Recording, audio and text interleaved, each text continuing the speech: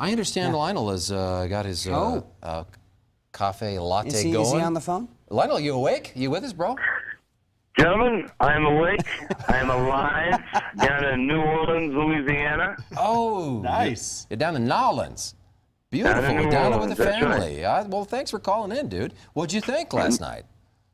Well, we were at a bar here in New Orleans, a sports bar called Bobby Hebert's Cajun Cannon Bar and Grill. Nice. Of course, Bobby Hebert, the former quarterback of the Saints, now has a restaurant down here. So we all went over there and had my Broncos hat on. My kids had their Broncos jerseys, Peyton Manning jerseys on, watched the game, and man, I tell you what, they couldn't do what they had done the last few weeks, which was run the football and play some great defense. But you know what, guys? I mean, just watching it from afar and not, keeping track of every play and writing down stats and all that, this one's on Peyton Manning to me.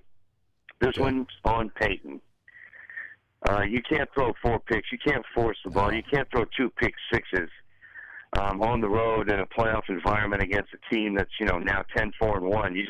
You're not going to win like that on the road or at home in the NFL. And I don't know. He's just we talked about getting his rhythm and getting his mojo back because of the running game. He kind of been out of a rhythm. Well, they had to throw the football last night because they couldn't run it and they were down.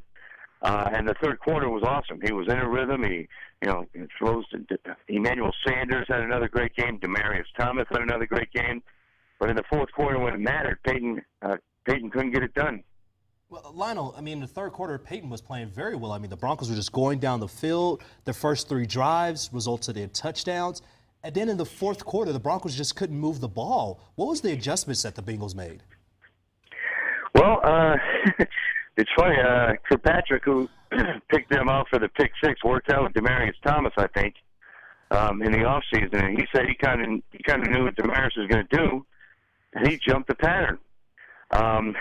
So that's one thing they did. And it just seemed Peyton's throws were just, they weren't there. I mean, they were behind the receiver. On one pick, he threw behind Demaryius. If he'd thrown in front of him, it's a completed pass, but it was interception. And it just looked like Peyton wasn't making the throws. The Bengals DBs certainly kind of jumped the patterns a couple times. It looked like they knew, they kind of knew what was coming. I guess they did their homework, but Yeah. One At thing times I it seemed don't like like, at times he was like out of rhythm, and other times he was forcing it. I mean, do you agree? yeah, Yeah. no doubt about it. And one thing I don't like, and we've talked about this before on the show, is that I don't know, Peyton's body language, and after he throws a pick, he looks at the receiver and kind of throws his hands up like, maybe it was the receiver's fault, or he didn't run the right pattern, or he didn't. I don't know. It just looks like they're out of sync. It looks like in the fourth quarter, especially, that they just weren't on the same page, Peyton and his receivers. And we talked about a week-to-week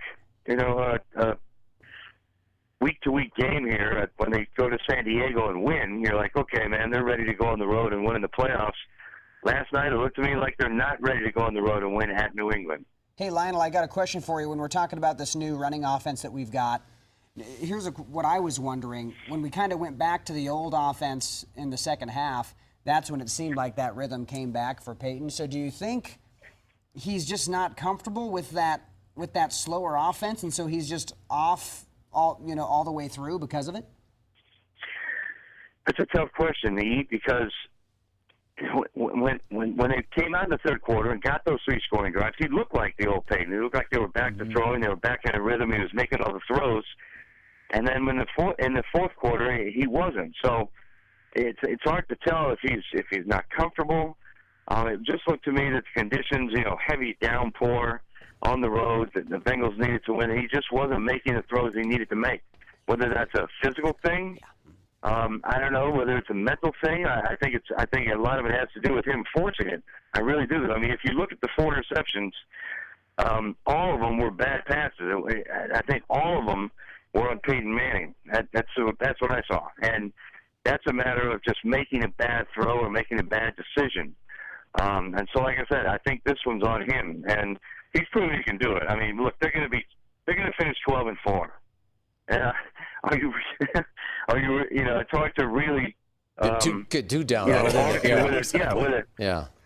With a 12-4 record. But the thing concern, is, we're not worried about the regular season. We're not worried about the 12-4 record. We are worried about going to the Super Bowl and winning the trophy. Well, That's playing what well on the everybody's road, worried yeah. about. Exactly.